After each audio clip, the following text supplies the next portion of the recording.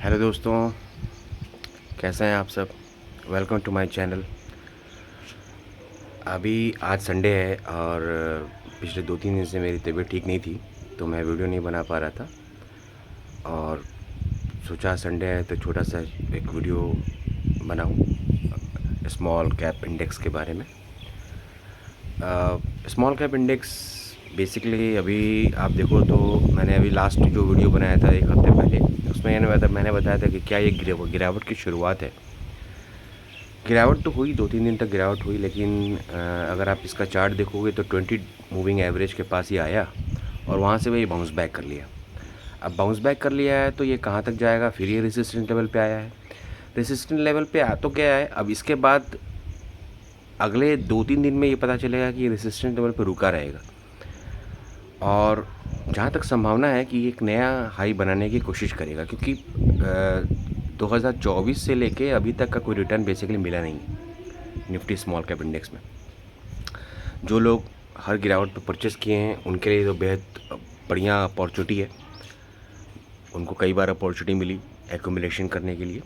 लेकिन जो लोग नहीं मिस कर गए हैं उनको हो सकता है कि इन फ्यूचर 2-3 महीने में एक और अपॉर्चुनिटी मिले जिसमें वो नया एक छोटा सा लो बने, है ना। उस पर हम लोग बाद में बात करेंगे, लेकिन फ़िलहाल मुझे जहाँ तक लग रहा है कि एक निफ्टी जो स्मॉल कैप इंडेक्स गिरावट तो आई लेकिन 20 डे मूविंग एवरेज के ऊपर ही चला गया।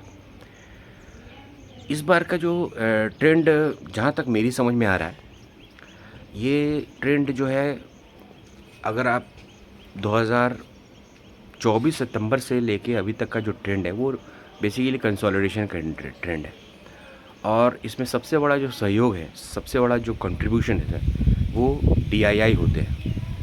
DII ने किया है, हमारे SIP ने किया है। SIP जो हर महीने एक अच्छा खासा अमाउंट, करीब करीब मुझे एग्जैक्ट आंकड़े तो नहीं याद है, बट 28 to 29,000 करोड़ रुपए हर महीने SIP के फॉर्म में जा रहा है, जो कि बढ़कर 35,000 करोड़ रुपया हो गया इस महीने। As may be I am wrong, let me check from the data. लेकिन ऐसा इसलिए हो रहा है क्योंकि पहले जो हमारे जो DIs होते थे, इंडियन स्टॉक्स, जो इंडियन पब्लिक थी वो सेविंग में बिलीव करती थी, लेकिन आज की डेट में जो हमारी जो यंगस्टर्स हैं, जो पीपल हैं, हमारे जो इंडिया के लोग हैं, वो इन्वेस्टमेंट फोकस कर रहे हैं। उनको अब डेट मार्केट का ज़्यादा नॉलेज, डेट मार्केट में वो इंटरेस्ट नहीं दिखा रहे, वो इक्विटी मार्केट में आ रहे हैं। इसका अगर मैं ताज़ा उदाहरण दूँ तो 2008 में जब क्रैश आया था लेमन ब्रदर्स का अमेरिका में, तो निफ्टी जो निफ्टी 50 जो इंडेक्स है वो 60% अराउंड गिर गया था। 60%, आप समझ रहे हो, 60% बहुत होता है। सोचो अब इंडेक्स अगर 60% गिरा है तो स्टॉक्स की क्या हालत हुई होगी। स्टॉक 200% गिर सकते हैं। अगर आप देखोगे बहुत सारे स्टॉक्स क्रैश हो गए थे, है ना। एक फाइनेंशियल क्रैशिंग 2008 का दौर था, उस समय निफ्टी 60% गिरी थी। आज 2024 सितंबर से अगर आप निफ्टी का क्रैश देखोगे तो सिर्फ कितना हुआ है, 10%। आज की डेट में ये निफ्टी 24,000 पे खड़ा है। 24,000 पे निफ्टी 50 24,000 पे खड़ा है और हमारा स्मॉल कैप इंडेक्स उससे भी आगे है ना, वो रेसिस्टेंस ऑल टाइम हाई पे खड़ा हुआ है। ये शो कर रहा है कि पहले जो हमारा इंडियन स्टॉक मार्केट था वो FIIs के भरोसे होता था। और एक और आंकड़ा मैं बताऊं, 2008 में 68,000 करोड़ FIIs ने पैसे निकाले थे और उसमें निफ्टी 50 60% गिर गया था। और अगर अभी का ट्रेंड में बताऊं तो पिछले 4 सालों में 10 लाख करोड़ FIIs ने सेलिंग की है। 10 लाख करोड़, और ये 10 लाख करोड़ कम नहीं होता दोस्तों। इसके बावजूद भी निफ्टी 10% ही गिरा है अभी तक। समझ रहे हैं आप, मतलब कि हमारा जो ग्रोथ है, जो आप लोग सुनने में आता है, जो बुल मार्केट का जो शुरुआत है, वो बहुत इंटरेस्टिंग होने वाला है दोस्तों। आने वाले 10 ईयर्स में आप आप बिलीव नहीं कर पाओगे कितना हमारा मार्केट मूव कर सकता है इन फ्यूचर। मेरा जो एक्सपीरियंस रहा है कि मार्केट में हमेशा एक्यूमुलेशन का दौर रहा है। इंडियन स्टॉक मार्केट एक ऐसा है जो कि अभी बुल रन देखा ही नहीं। अगर आप देखोगे चार्ट, मैं चार्ट भी बताऊंगा आपको, अभी मेरे पास लैपटॉप नहीं है, मैं घर पे हूँ।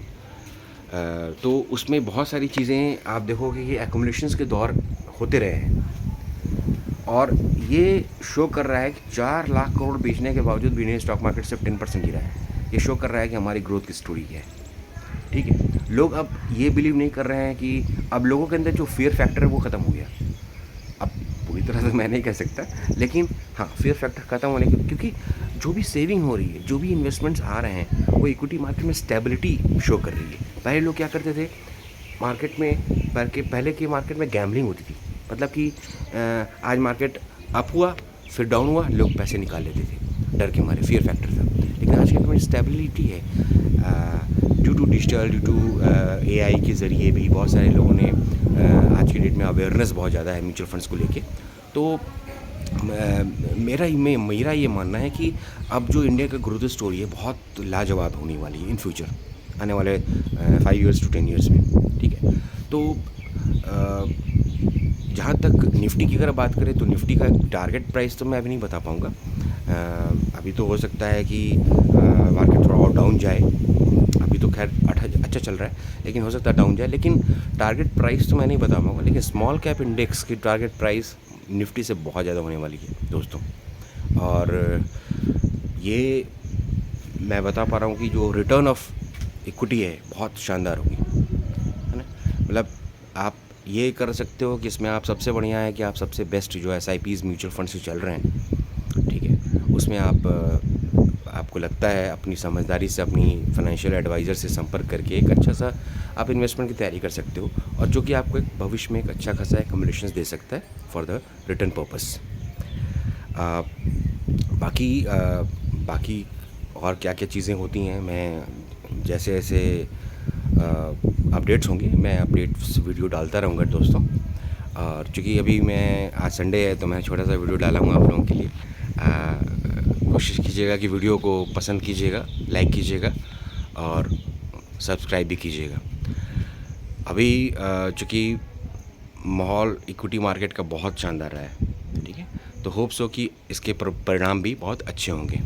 So thank you very much.